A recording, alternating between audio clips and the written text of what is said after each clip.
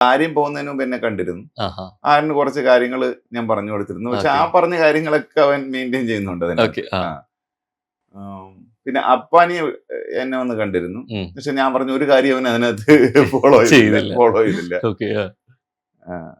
ഇവര് വന്ന് പിന്നെ കുറെ പ്രാവശ്യം ചോദിച്ചു. ഞാൻ പറഞ്ഞു ഞാൻ പുറത്തുള്ള ഒരു കാര്യം പറയത്തില്ല എന്ന്. ഏറ്റവും ടെൻഷൻ അടിച്ചത് അനീഷാണ്. അപ്പൊ ഞാൻ വെറുതെ ബ്ലഫ് ചെയ്യും. അപ്പൊ ഞാൻ പറഞ്ഞു ഞാനിവിടെ 2 ആഴ്ച കാണും. അതിന് തുടക്കം തന്നെ സാബുചേട്ടൻ മറ്റേത് കൊടുത്തുല്ലോ, അനീഷേട്ടൻ സ്ഥിരം അടിക്കുന്ന നമ്പർ എനിക്കറിയില്ല പരിചയമില്ല എന്ന് പറയുന്നത് നേരെ അങ്ങോട്ട് കൊടുത്തുല്ലോ. എനിക്ക് പരിചയം ഉണ്ടാവാൻ ചാൻസ് അല്ല. അല്ല, അത് അനീഷ് ഒരു കാര്യമില്ലാതെ വെറുതെ ഇൻസൾട്ട് ചെയ്തത് അനുമോളെ. അനുമോളെ നല്ലത് ആരെയാലും നമ്മളൊരു സ്ഥലത്ത് ചെല്ലുമ്പോ നമ്മളൊരു കാണിക്കേണ്ട ഒരു മിനിമം മര്യാദ അതെനിക്ക് ഇഷ്ടപ്പെട്ടില്ലായിരുന്നു. അതുകൊണ്ട് ഞാനത് അതേ നാണയത്തിൽ കൊടുത്തു എന്നുള്ളതാണ്.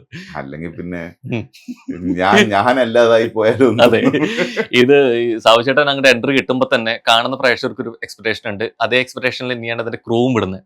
ശരിക്കും നിർദ്ദേശം ഉണ്ടായിരുന്നോ ഇവരെ എയറിൽ കയറ്റണം അല്ലെങ്കിൽ ഇവര് ഭയങ്കരമായിട്ട് ചെയ്യണം? ഇല്ല, അങ്ങനെയല്ല.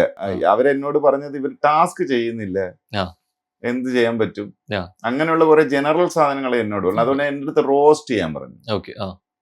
എന്റെ റോസ്റ്റിംഗ് ഭയങ്കര റൂഡാണ്. അത് I don't want to do that. കാരണം അത് അവരുടെ ഗെയിമാണ്. അവരെ അതിനകത്ത് നിന്ന് കാരണം ഞാൻ ചലഞ്ചറായിട്ടല്ല അകത്ത് പോകുന്നത്. കാരണം ഞാൻ എന്തിന് ചലഞ്ചറായിട്ട് അകത്ത് പോകണം? കാരണം ഞാൻ ഓൾറെഡി ഈ ഷോ വിൻ ചെയ്തൊരാളാണ്. പിന്നെ ഒരു സീസണിൽ ചെന്ന് ഞാൻ വീണ്ടും എന്തിനു മത്സരിക്കണം? അതിലൊരു ഔചിത്യ കുറവുണ്ട്, മനസ്സിലായോ? അത് മര്യാദയല്ല. അപ്പൊ എന്റെ അടുത്ത് ഇത് പറഞ്ഞപ്പോഴും ഞാൻ ബിഗ് ബോസിന്റെ അടുത്ത് എന്ന് ചോദിച്ചു, ഇത് നിങ്ങള് കണ്ടന്റ് താ, ഐ പ്രസന്റ് ഇറ്റ്. അല്ല പിന്നൊന്ന് ഞാൻ കംപ്ലീറ്റ് കണ്ടിരുന്ന ആളല്ല. സോ എനിക്ക് അങ്ങനെ എടുത്തു വെച്ചിട്ട് അടിയ, പിന്നെ അരികമൂലം കണ്ടിട്ട് എടുത്തു വെച്ച് അടിച്ചാല് അത് ജസ്റ്റിസ് അല്ല, അത് ഭയങ്കര ഇൻജസ്റ്റിസ് ആണ്. അപ്പൊ അതുകൊണ്ടാണ് സോഷ്യൽ മീഡിയ ട്രെൻഡ് ഒക്കെ ആയിരിക്കും എന്നെ എഫക്ട് ചെയ്യുന്നത്, എന്റെ ഡയലോഗ് ഡെലിവറിക്കകത്ത്. സോ എനിക്കത് ചെയ്യണ്ട. അതുകൊണ്ട് ഞാൻ വളരെ ലൈറ്റായിട്ട് ചില ഹിന്റുകൾ കൊടുത്തുപോയി. അത് അവരുടെ ഗെയിം നന്നാക്കാൻ വേണ്ടിയുള്ള ഹിന്റുകൾ കൊടുത്തു. അവർക്ക് അതിൽ നിന്ന് അവരുടെ ബുദ്ധി ഉപയോഗിച്ച് പ്രോസസ് ചെയ്ത് മാറാമെന്നുണ്ടെങ്കിൽ മാറാം എന്നുള്ള രീതിയിലാണ് ഞാൻ ചെയ്തു. I don't want to roast. എനിക്ക് തോന്നുന്നു അങ്ങനെ കൊടുത്തുള്ള മെയിൻലി കൊടുത്ത ഉപദേശം ആര്യനോടായിരുന്നു. ഈ കളിക്കുന്നതും ഗെയിമുണ്ട് എല്ലാവരും കൊടുത്തു.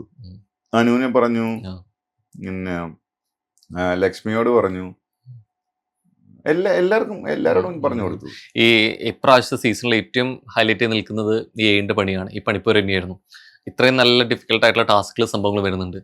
ശരിക്കും ഇത് കംപ്ലീറ്റ് ആവാത്തുണ്ട്, അല്ലെങ്കിൽ പലപ്പോഴും ഈ ഗെയിം ഇവർ അറിഞ്ഞു കളിക്കുന്നില്ല എന്ന് തോന്നുന്നു. അതെ, തീർച്ചയായും. പിന്നെ അത് ഞാനത് ഇരുന്ന് പറഞ്ഞു കൊടുത്തു. അത് ഞാനൊരു മോർണിംഗ് ടാസ്ക് എന്തോ എനിക്ക് തന്നപ്പോഴാണെന്ന് തോന്നുന്നു. ഞാൻ ഇരുന്ന് എന്താണ് ഈ ടാസ്ക് തരുന്നതിന്റെ ഉദ്ദേശം, നിങ്ങൾക്ക് എങ്ങനെ അത് നിങ്ങൾക്ക് പ്രയോജനപ്പെടുത്താം എന്നുള്ളതും ഒക്കെ ഇരുന്ന് പറഞ്ഞു കൊടുത്തു. എനിക്ക് അതിന്റെ ഒരു ക്ലിപ്പ് എനിക്ക് തോന്നുന്നു ഞാൻ കണ്ടായിരുന്നു. അതിൽ ഏകദേശം ഒരു ഐഡിയ ഉണ്ട്. അത് വേണമെന്നുള്ളവർക്ക് എടുത്തു വെച്ച് കാണാം. ഈ അനുമോളുടെ കോണ്ടന്റ് ഉണ്ടാക്കാൻ വേണ്ടിയിട്ടാണ് ഞാനിവിടെ വന്നിട്ടില്ലെന്ന് പറയുന്നതിന്റെ ഒപ്പം തന്നെ അടുത്തൊരു സംഭവമായിരുന്നു PR കൊടുത്തിട്ടുണ്ട് എന്ന് പറയുന്ന സംഭവം. 16 ലക്ഷത്തിന് എന്നുള്ള സംഭവം. ഈ പലപ്പോഴും ഈ PR കൊടുക്കുന്നുണ്ട്, വിന്നർ വരെ അയക്കണു എന്നുള്ള സംഭവങ്ങൾ എല്ലാ കാലവും സംസാരിച്ചിട്ടുണ്ടെങ്കിൽ പോലും ആദ്യമായിട്ടാണ് കണ്ടസ്റ്റന്റ് ആ ഹൗസിനകത്ത് വെച്ചിട്ട് ഇത് തുറന്നു പറയുന്ന സംഭവം.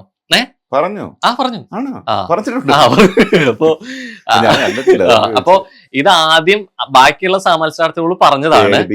പക്ഷെ ആദ്യം അത് ഷെയർ ചെയ്തിട്ടുള്ള 1-2 പേരോടായിരുന്നു അത്. പക്ഷെ അത് അവരെന്ത് ചെയ്തു, ഒരു ടാസ്കിന്റെ സമയത്ത് ഇത് ഓപ്പൺ ആയിട്ട് പറയും ചെയ്തു.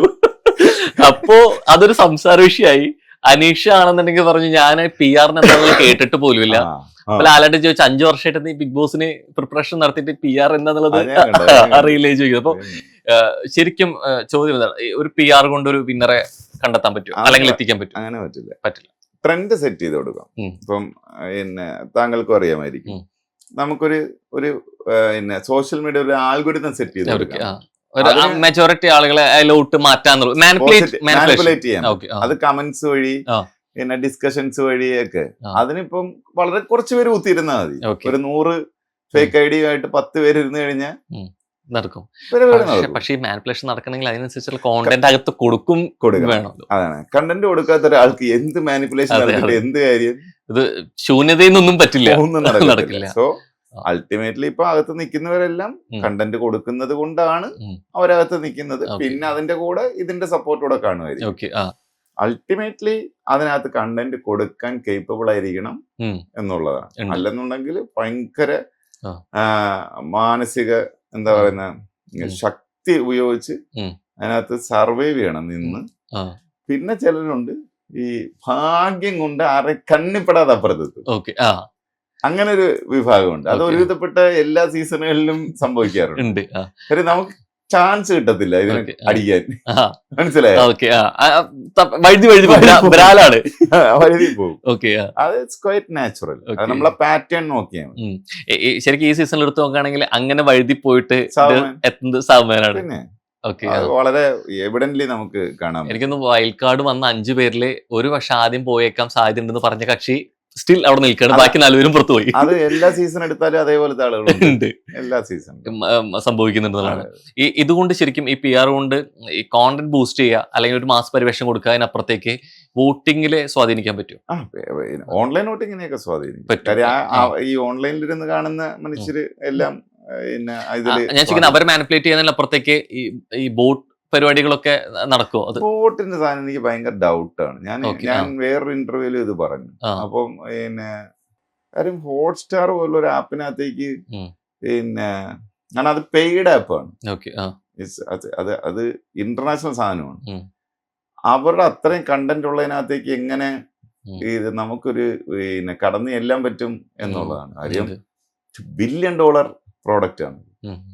പക്ഷെ നമുക്ക് ഈ അത്രയും ഇതാണ് സെക്യൂർ എന്ന് പറഞ്ഞിടത്ത് OTT പ്ലാറ്റ്ഫോമിന് സിനിമകൾ വരെ ഡൗൺലോഡ് ചെയ്യാൻ പോകുന്നുണ്ട്.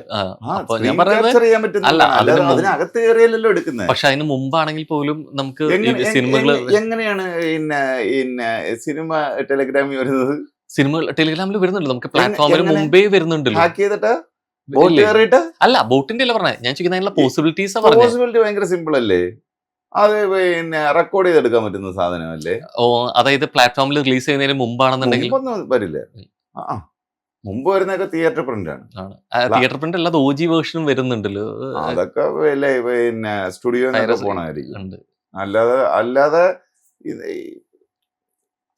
അങ്ങനെ ഒരു സാധനം ഉണ്ടെന്നുണ്ടെങ്കിൽ അവര് പിന്നെ എന്തിനാണ് നീ കോടാനോട് മുടക്കിയിട്ട് ഇച്ഛാതി ഫയർവാളും സാധനമൊക്കെ വെച്ചിട്ട് അപ്പൊ അവിടെ ഇരിക്കുന്നവരെല്ലാം പൊട്ടന്മാരെ.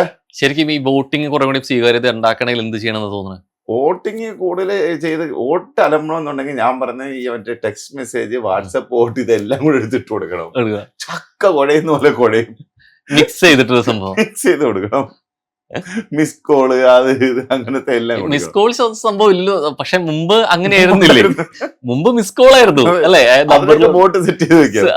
ബോട്ട് സെറ്റ് ചെയ്ത് വെച്ച് ബോട്ട് നിരന്തരം ഇരുന്ന് വിളിക്കും. നമ്മളൊരു കളി നോക്കാൻ പറയും അവൻ കള്ളക്കളിയായിരുന്നു, റഫറി അവന്റെ കൂടെ ആയിരുന്നു, ഭയങ്കര ഇൻജസ്റ്റിസ് ആയിരുന്നു. ഇല്ലെന്നുണ്ടെങ്കിൽ ആക്ച്വലി വിജയണ്ണൻ ജയിക്കേണ്ട, വിജയണ്ണൻ എന്നാ പെർഫോമൻസ് ആയിരുന്നു അറിയാമോ എന്ന് പറയുന്നൊരു, അത് നമ്മളുടെ ഒരു പൊതുബോധം അങ്ങനെയാണ്. നമ്മൾ യഥാർത്ഥത്തിൽ ജയിച്ച് അത് അങ്ങനെ പോട്ടെ.